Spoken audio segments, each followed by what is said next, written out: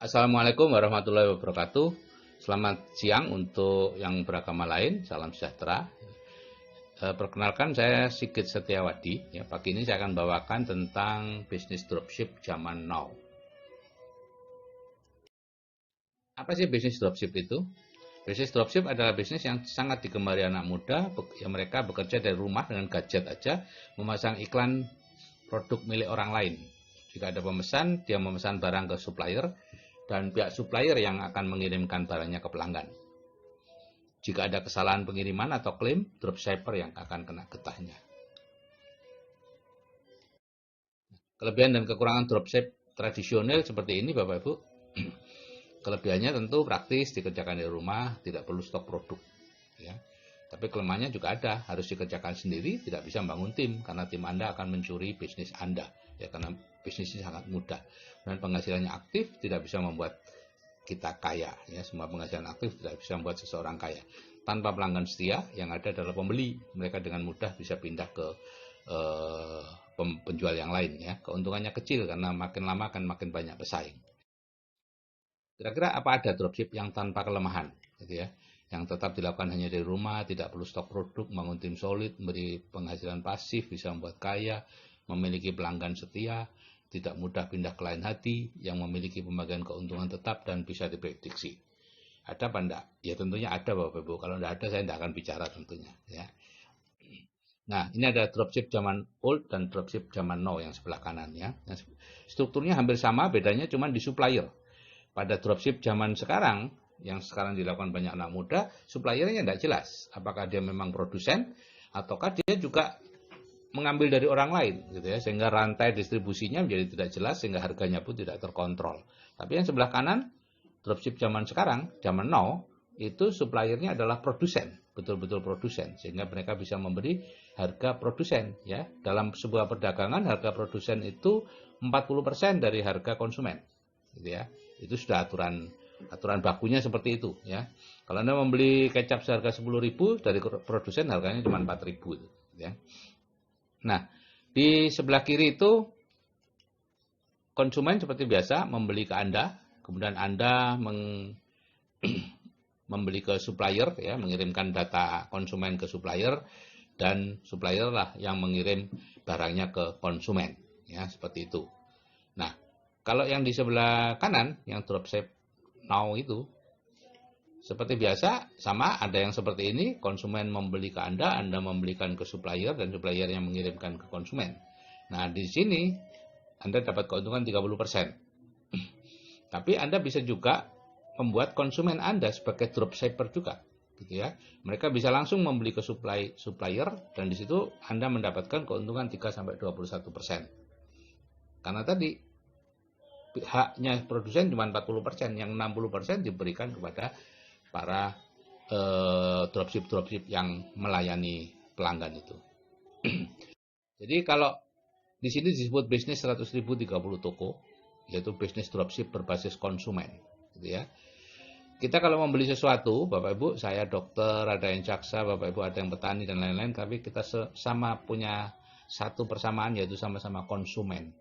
Ada enggak Bapak Ibu yang bukan konsumen, yang membuat sendiri semua produk kebutuhan sehari-harinya? Enggak ada. Jadi kalau kita butuh kebutuhan dapur, cuci mencuci, kosmetik dan lain-lain, maka kita akan membelinya ke retail, Bapak Ibu. Tidak bisa membeli ke pabrik. Ya. Kalau membeli ke retail harga 10.000, kecap atau apa, maka dari pabrik seharusnya sebetulnya harganya hanya 4.000. Jadi keuntungan dari masing-masing komponen, retail 30%, grosir 30%, produsen sendiri hanya dapat 40%. Maka grosir dan retail inilah yang disebut sebagai bisnis yang paling menghasilkan di seluruh dunia.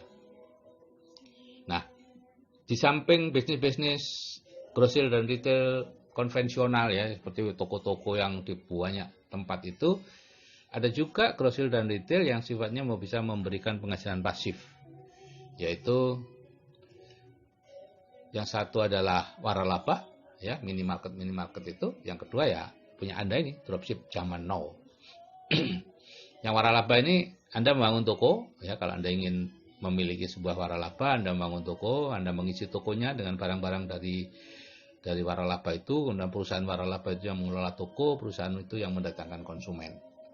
Ya, keuntungannya 2,5-3% dari omset karena pemilik konsumen sebenarnya adalah perusahaan waralaba tadi. Ya, walaupun begitu, ini adalah passive income, ya, jumlahnya sekitar 10-15 juta sebulan.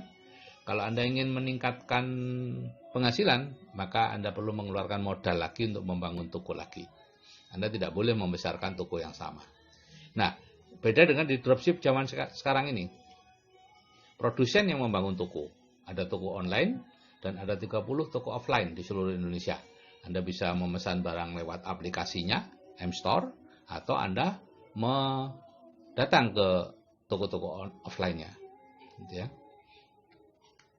Toko ini bisa mengirim barang ke seluruh Indonesia tanpa ongkir.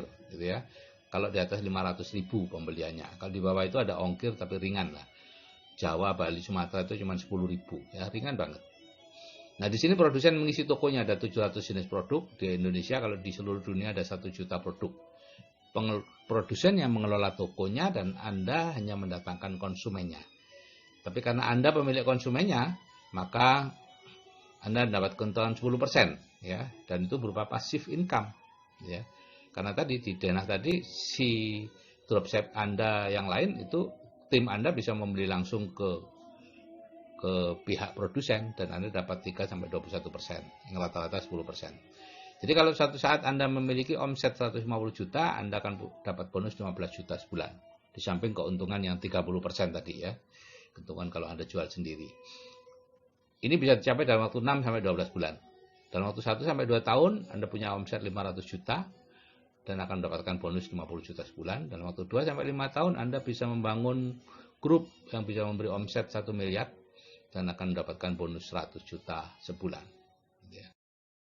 Jadi dropship zaman sekarang ini dilakukan hanya dari rumah, tidak perlu stok produk, bisa membangun tim yang solid dan loyal, Anda bisa freedom. Kemudian ini yang paling saya senangi, memberi penghasilan pasif dan bisa kaya sejati. Ya, kaya sejati itu artinya Anda punya penghasilan pasif lebih besar dari biaya hidup Anda. Itu Anda kaya sejati. Kemudian memiliki pelanggan setia, tidak mudah pindah ke lain hati, memiliki pembagian keuntungan tetap, dan bisa diprediksi.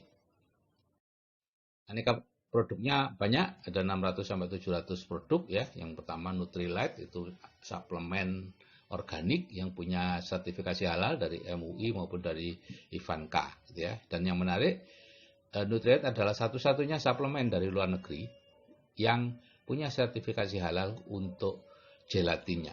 Ya.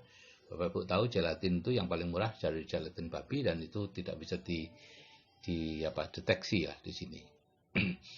Tapi Nutrilite gelatinnya dari sapi. Artistry, perawatan wajah untuk wanita maupun untuk laki-laki ya, harganya jauh lebih murah dibandingkan yang setara ya. Yang setara itu. Kemudian home care ya, perawatan rumah, pembersih segala macam.